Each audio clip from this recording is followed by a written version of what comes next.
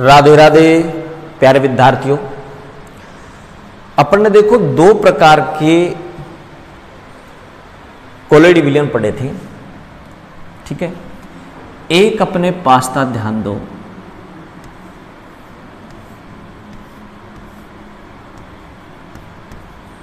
द्रव स्नेही कोलोइड विलयन। एक अपने पास था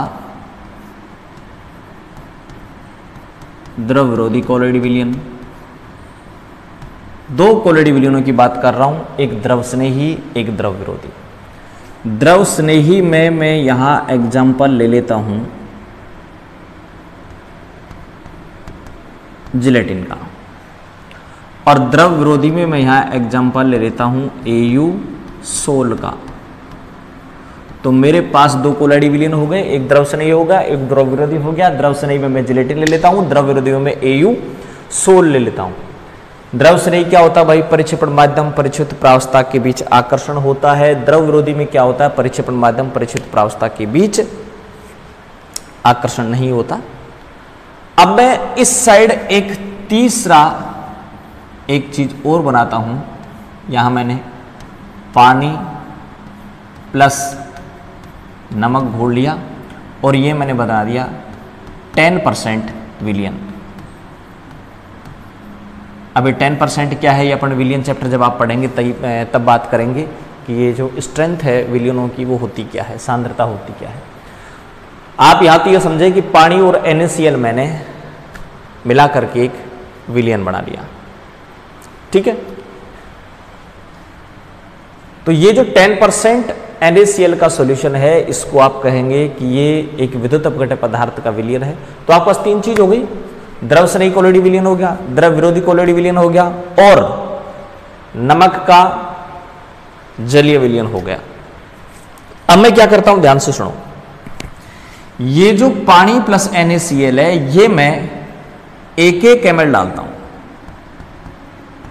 1 ml यहां डालता हूं और 1 ml यहां डालता हूं। और ये जो मैंने द्रव स्नेही और द्रव विरोधी लिए हैं, ये लिए हैं, ध्यान रखना, 10 ml। ये भी कितना लिया है? 10 ml। तो मैं क्या कर रहा हूं, जिलेटिन के 10 ml में NaCl का 1 ml डाल रहा हूं। यहां मैं ऐसे लिख दूं, यहां ऐसे लिख रहा हूं मैं कि NaCl का सॉल्यूशन डाल रहा हूं मैं, NaCl का सॉल्यूशन डाल रहा हूं, कितना? 1 ml। और यहां भी क्या कर रहा हूं बताओ, मैं NaCl का सॉल्यूशन डाल रहा हूं, कितना? 1 ml। तो इससे होगा क्या, जिलेटिन जैसा है वैसा का वैसा रहेगा, यानी यहां स्कंदन नहीं होगा। जबकि एयू सोल में NaCl 1 ml मिला दिया जाए तो स्कंदन हो जाता है। पहला एक्सपेरिमेंट, ठीक है। अपन यहां टॉपिक पढ़ रहे हैं रक्षण, प्रोटेक्शन, ठीक है। तो ये जो रक्षण या प्रोटेक्शन है, ये रक्षण या प्रोटेक्शन होती क्या है, अपन ये चीज पढ़ेंगे, ठीक है भाई। ये लो, तो मैं क्या बता दिया मैंने आपको, पहला एक्सपेरिमेंट फर्स्ट, यदि आप द्रव स्नेही कोलोइड विलयन में NaCl का 1 ml डालते हैं तो स्कंदन नहीं होता। जबकि द्रव विरोधी में अगर आप NaCl का 1 ml डाल देते हैं तो स्कंदन हो जाता है। Experiment first. एक्सपेरिमेंट सेकंड चलने के लिए मैं यहां पर अगला पन्ना ले लेता हूं और मैं अब स्टार्ट करता हूं क्या, एक्सपेरिमेंट सेकंड। एक्सपेरिमेंट सेकंड क्या करता हूं भाई, कि मान लो मेरे पास एक्सपेरिमेंट सेकंड, ये मेरे पास भाई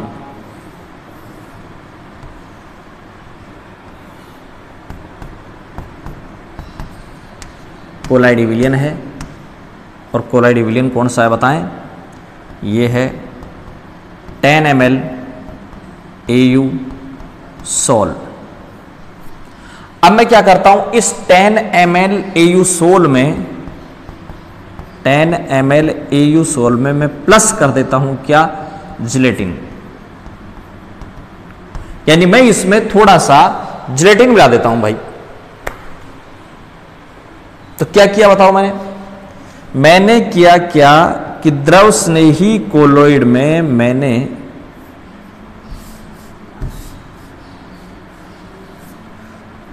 क्या किया बताएं, मैंने द्रव विरोधी कोलोइड में क्या मिला दिया बताएं, द्रव स्नेही मिला दिया। यानी द्रव स्नेही और द्रव विरोधी को मैंने मिलाया। ठीक है, मेरे पास द्रव विरोधी कोलोइड था 10 ml एयूसोल, इसमें थोड़ा सा मैंने क्या मिला दिया, द्रव स्नेही या जिलेटिन मिला दी। और अब क्या करता हूं मैं, अब इसमें डालता हूं भाई क्या, 10% NaCl का विलियन डाल रहा हूं, कितना, 1 ml। और रिजल्ट क्या मिला मेरे को, रिजल्ट मिला कि स्कंदन नहीं होता है। अब स्कंदन नहीं हुआ। यदि द्रव विरोधी कोलोइड में द्रव स्नेही की थोड़ी सी मात्रा डाल दी जाए तो अब स्कंदन नहीं होता। तो अपन क्या कहेंगे कि जिलेटिन ने स्कंदन से रक्षा कर दी, इसलिए इस जिलेटिन को मैं क्या कहूंगा भाई, रक्षक कोलोइड कहूंगा। तो ध्यान रखना, जिलेटिन को क्या नाम दे दिया मैंने, रक्षक कोलोइड। यानी जो द्रव स्नेही कोलोइडी विलियन है, उन द्रव स्नेही कोलोइडी विलियन को आप क्या नाम दे देंगे, रक्षक कोलोइड, क्योंकि ये द्रव विरोधी कोलोइड की स्कंदन से रक्षा करते हैं। ठीक है, अब बात यह कि मैंने यहां इस 10 ml एयूसोल में जिलेटिन मिलाया, कितना होगा। तो देखो मेरे पास क्या था, मैंने यहां पर इसमें जो जिलेटिन ऐड किया था ना भाई, वो जिलेटिन ऐड किया था, जिलेटिन ऐड किया था मैंने 0.005 मिलीग्राम ऐड किया था। कितना ऐड किया था भाई, 0.005 मिलीग्राम। तो 0.005 मिलीग्राम जिलेटिन अगर मैंने 10 ml एयूसोल में मिला दिया और अब मैं NaCl डालता हूं तो अब स्कंदन नहीं होता। तो ध्यान दें, जिलेटिन ने एयूसोल की रक्षा कर दी स्कंदन से। तो मैं ऐसे कहूंगा कि इसने इसकी इससे रक्षा कर दी। द्रव स्नेही कोलोइडी विलियन ने द्रव विरोधी कोलोइडी विलियन की इस विद्युत अपघटन पदार्थ द्वारा स्कंदन से रक्षा कर दी, इसलिए इस द्रव स्नेही को, इस जिलेटिन को रक्षक कोलोइड कहा जाता है। ठीक है, और ये जो रक्षक कोलोइड है, इस रक्षक कोलोइड की रक्षण क्षमता को अपन प्रदर्शित करते हैं भाई गोल्ड नंबर से या स्वर्णांक से। अब मैं स्वर्णांक भी आपको यही बताता हूं कि ये जो गोल्ड नंबर है, ये गोल्ड नंबर होता क्या है भाई। गोल्ड नंबर क्या होता है भाई, जिलेटिन की कितनी मात्रा डाली आपने, 0.005 मिलीग्राम ना। तो इस जिलेटिन की ये जो मिलीग्राम में मात्रा है ना, ये क्या कहलाएगी, इसका गोल्ड नंबर कहलाएगी, ध्यान रखना। तो जिलेटिन का जो गोल्ड नंबर है वो है 0.005।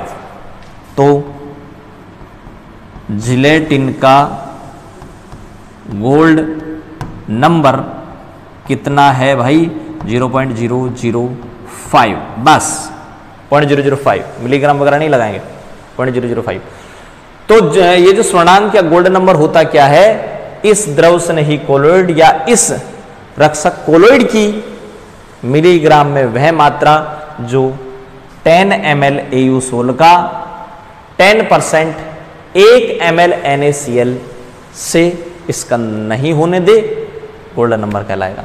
मतलब कुल मिला के बात ये रहे कि इस द्रव विरोधी में इस द्रव स्नेही की मिलीग्राम में कितनी मात्रा डाली जाए कि स्कंदन नहीं हो, गोल्ड नंबर कहलाएगा।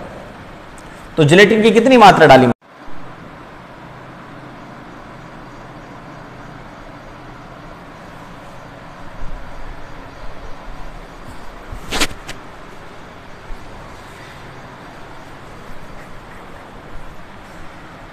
तो एक बार वापस सुने, द्रव विरोधी कोलोइड में अगर द्रव स्नेही की थोड़ी सी मात्रा डाल दी जाए तो इस द्रव विरोधी का स्कंदन नहीं होता। अब इस द्रव स्नेही की कितनी मात्रा डाली जाए कि स्कंदन नहीं होता, वो उसका स्वर्णांक कहलाएगा। तो मैं स्वर्णांक की डेफिनेशन आपको बताऊं तो स्वर्णांक क्या होगा भाई, स्वर्णांक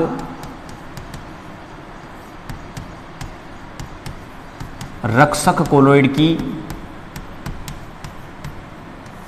कोलोइड की मिलीग्राम में वह मात्रा है जो 10 ml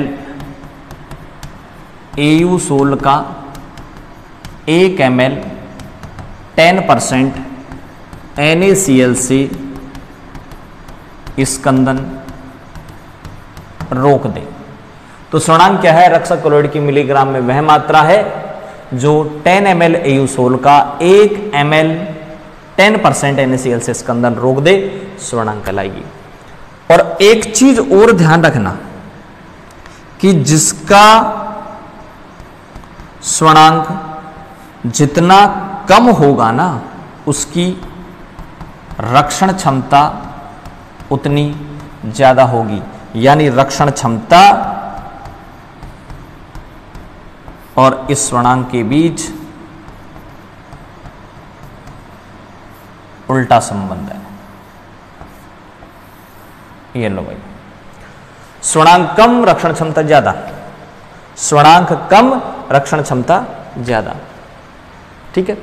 अब अगर मान लीजिए मैं कुछ एक एग्जाम्पल देना चाहूं तो ध्यान दें, आपके पास एक है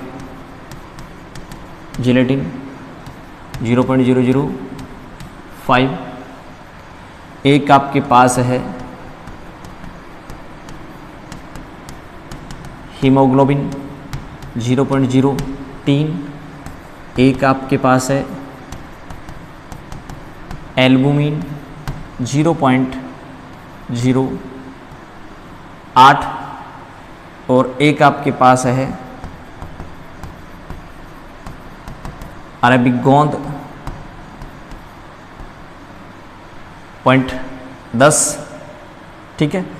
और एक आपके पास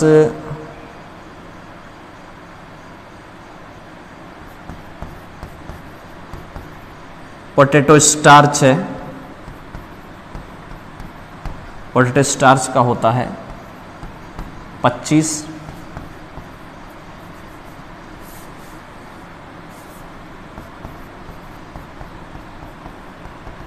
डेक्स्ट्रीन का होता है 6 से 23। ये आपके पास एक टेबल बना दी मैंने और इस टेबल में मैंने आपको बता दिया क्या, गोल्ड नंबर। और ये आपके पास इधर मैंने लिख दिए क्या, रक्षक कोलोइड। ठीक है भाई, तो ये रक्षक कोलोइड लिख दिए, ये इनका गोल्ड नंबर लिख दिया। अब गोल्ड नंबर सबसे कम किसका है, जिलेटिन का गोल्ड नंबर सबसे कम है, इसलिए ध्यान रखना जिलेटिन एक अच्छा रक्षक कोलोइड है। तो जिसका गोल्ड नंबर जितना कम होगा वो उतना अच्छा प्रोटेक्टिव कोलोइड होगा। तो सबसे अच्छा प्रोटेक्टिव कोलोइड है जिलेटिन, ध्यान रखना। ठीक है भाई, तो ये आपको मैंने बता दिया कि प्रोटेक्शन होती क्या है, रक्षण होता क्या है, रक्षक कोलोइड क्या होता है और गोल्ड नंबर क्या होता है और कुछ एक के गोल्ड नंबर। ठीक है। अगला यहां पर अपन टॉपिक ले लेते हैं भाई, पायस या इमल्सन। तो पायस या इमल्सन होता क्या है भाई, कि अगर मान लो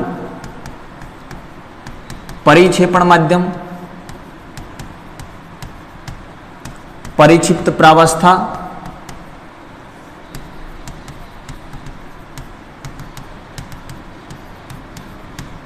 दोनों ही द्रव हों, परिक्षेपण माध्यम परिक्षिप्त प्रावस्था दोनों अगर द्रव होती हैं तो उसे पायस या इमल्सन बोला जाता है भाई।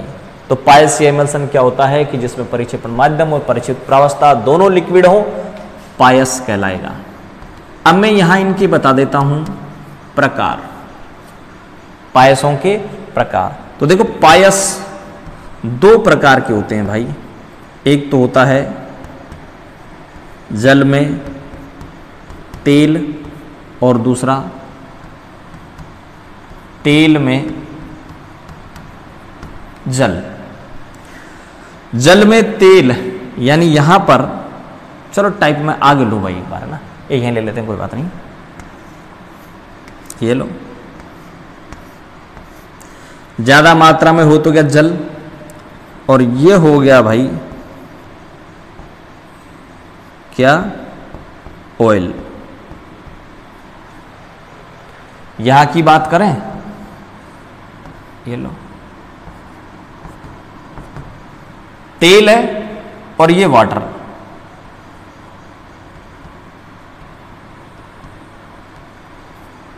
तो आपके पास दो प्रकार के, तो इसमें क्या है, ऑयल इन वाटर है, ऑयल इन वाटर।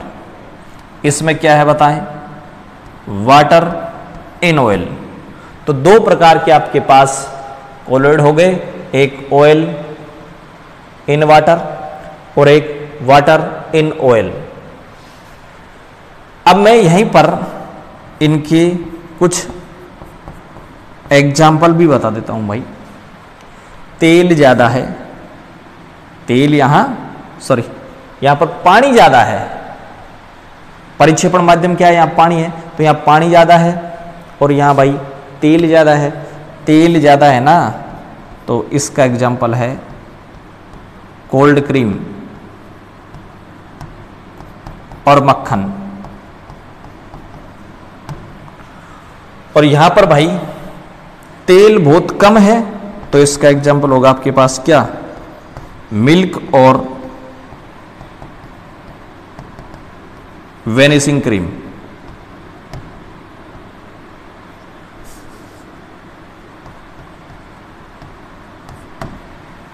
तो दोबारा ध्यान दें, पायस होता है क्या भाई, परिक्षेपण माध्यम भी द्रव हो, परिचित प्रावस्था भी द्रव हो। टाइप दो प्रकार के होते हैं, एक तो होता है जल में तेल और एक होता है तेल में जल। यहां ध्यान से सुनो, जल में जो तेल होता है वो क्या होता है कि यहां परिक्षेपण माध्यम तो कौन है बताएं, जल, और ये जो तेल की बूंद है ये क्या है, परिक्षिप्त प्रावस्था। तो यहां परिक्षिप्त प्रावस्था तेल की बूंद है और यहां परिक्षिप्त प्रावस्था पानी की बूंद है, परिक्षिप्त प्रावस्था। तो परिक्षिप्त प्रावस्था यहां पानी है और यहां परिक्षिप्त प्रावस्था तेल है। ये एग्जाम्पल हो गया। तो देखो पायस होता क्या है, पायस के दो टाइप बता दिए, उनके एग्जाम्पल बता दिए। अब अगर मान लीजिए अपन इस पायस की पहचान करें, पायस की पहचान की विधियां, पायस के पहचान की विधियों की अगर बात करें तो पहली विधि यहां पर पड़ती है भाई सूचक विधि। इस सूचक विधि में क्या होता है कि ये आपके पास दो इमल्सन है, कोई सा भी है, ये पायस है, इस पायस में आप सूडान थर्ड डाल दें, एक रंजक है सूडान थर्ड। अगर मान लीजिए गहरा रंग हो जाता है तो समझ लेना वो ऑयली इमल्सन है। ऑयली इमल्सन का मतलब तेलीय पायस है, जिसमें तेल ज्यादा होगा रे, तेल जिसमें ज्यादा होगा। तो अगर गहरा रंग आ जाता है तो वो ऑयली इमल्सन होगा, और गहरा रंग नहीं आता भाई तो समझ लेना वो जलीय पायस है। पहला मेथड हो गया सूचक मेथड। दूसरा जो मेथड होता है भाई, वो दूसरा मेथड होता है अपने पास तनुता विधि। पहले मेथड में क्या कहते हैं भाई, पायस में एक रंजक डाल देते हैं, और रंजक कौन सा डाला मैंने, सूडान थर्ड। ध्यान रखना ये सूडान थर्ड कार्बनिक विलायक में ज्यादा घुलता है, तेल में घुलेगा ये। तो यहां पर तेलीय पायस में तेल ज्यादा है तो घुल जाएगा, घुल करके गहरा रंग दे देगा। और जलीय पायस में जल ज्यादा होता है, सूडांथड़ उसमें नहीं घुलेगा, नहीं घुलेगा तो गहरा रंग नहीं देगा। जिसमें घुल जाएगा गहरा रंग दे देगा, तेल में घुल जाएगा गहरा रंग दे देगा, क्योंकि तेल एक ऑर्गेनिक कंपाउंड है, सूडांथड़ ऑर्गेनिक है, समान समान को घुलेगा।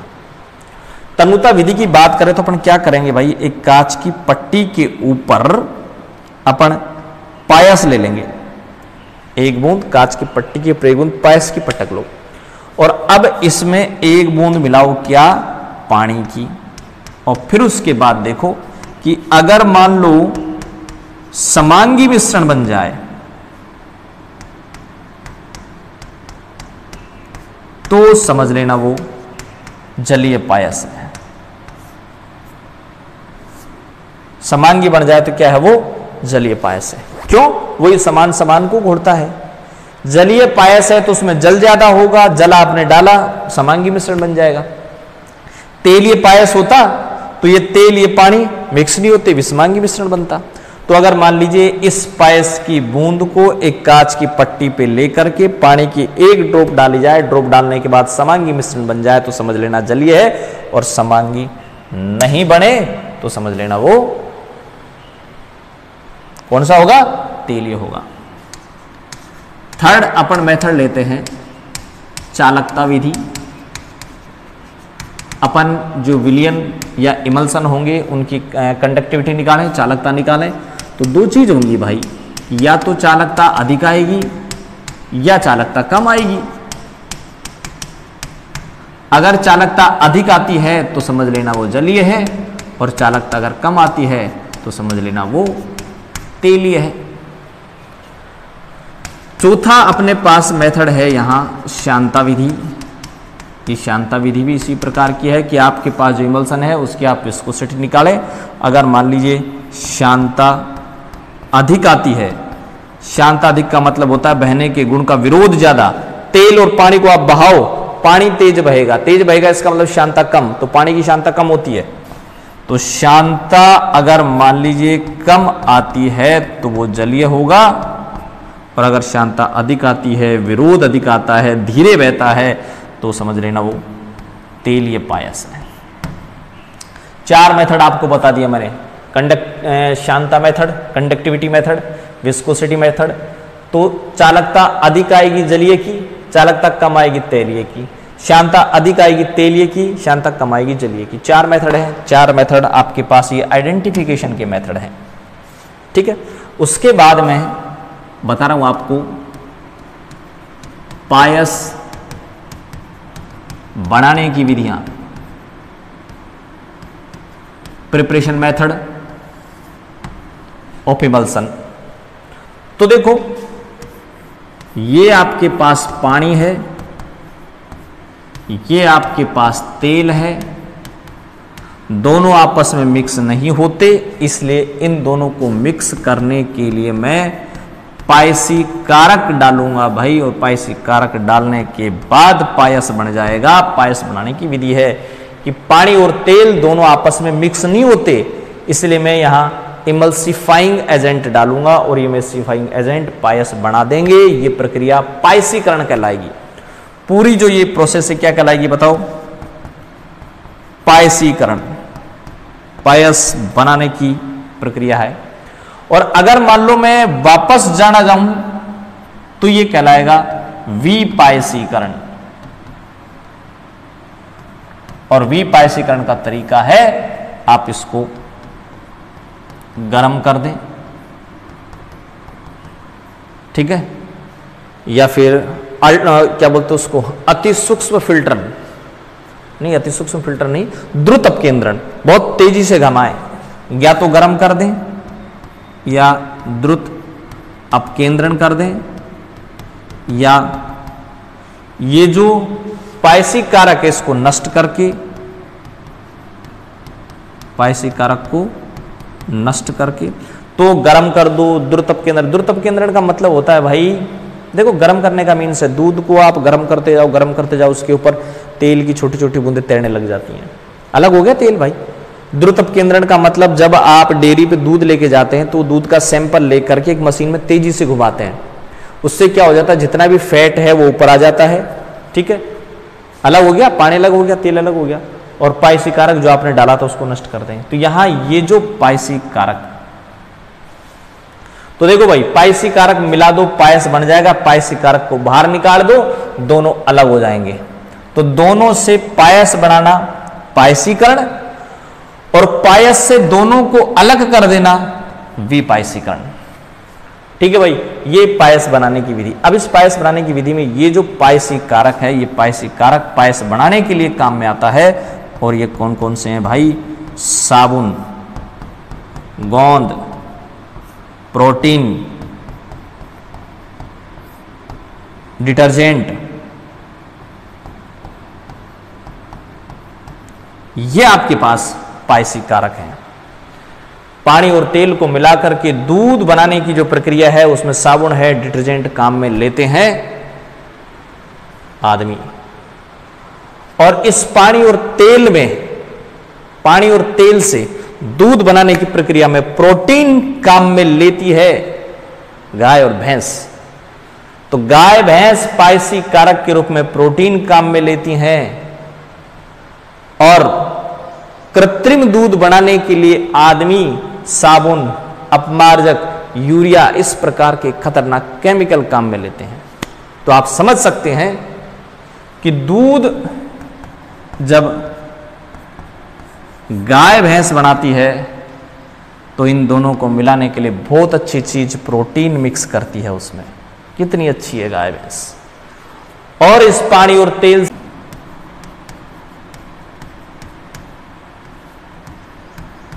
पायसों के गुण देखिए, पहले अपन ने पढ़ा कि ब्राउनी गति शो करते हैं भाई, दूसरा टिंडल प्रभाव शो करते हैं भाई, कौन? इमल्सन। ब्राउनी गति शो करते हैं, टिंडल प्रभाव शो करते हैं, ठीक है। और चालकता की बात करें तो चालकता किसकी ज्यादा होगी? जलीय पायस की अधिक होगी, ठीक है।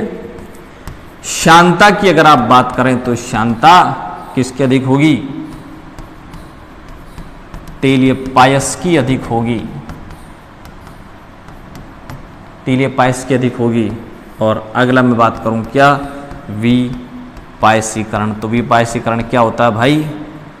जो पायस है ना, उस पायस के जो अवयव हैं उनको अलग कर दो, विपायसीकरण कहलाएगा। और विपायसीकरण थोड़ी देर पहले मैंने बताया था आपको कि गर्म करके, द्रुत अपकेंद्रण द्वारा, या पायसी कारक को नष्ट करके। तो ये पायसों की कुछ प्रॉपर्टीज हैं, और उसके बाद में इन पायसों की अनुप्रयोग बता रहा हूं आपको। पायसों के अनुप्रयोग। तो पायसों के अनुप्रयोग की अगर आप बात करें तो इन पायसों के अनुप्रयोग में देखिए, पहला अनुप्रयोग है भाई पाचन में।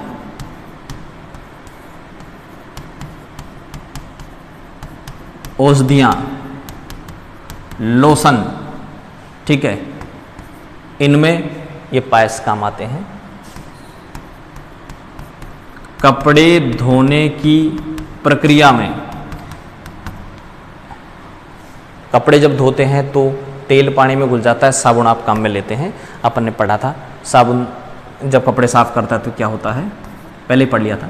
तो पाचन में है, औषधियां है, लोशन है, कपड़े धोने की प्रक्रिया है, और धातु कर्म में एक विधि आएगी, झाग प्लवन विधि। उस झाग प्लवन विधि में भी इमल्सन बनता है। ये पायसों के अनुप्रयोग हैं। तो आपने क्या क्या पढ़ा भाई? एक पढ़ा आपने रक्षण, प्रोटेक्शन, और दूसरा आपने पढ़ा इमल्सन क्या होते हैं। कल एक नए वीडियो के साथ एक बार फिर हाजिर होंगे, तब तक के लिए आप मुझे आज्ञा दें। और दूसरी बात, अपने घरों में रहें, सुरक्षित रहें। जब भी आपको घर से बाहर निकलना हो, मास्क का प्रयोग जरूर करें, समझदारी दिखाएं। धन्यवाद।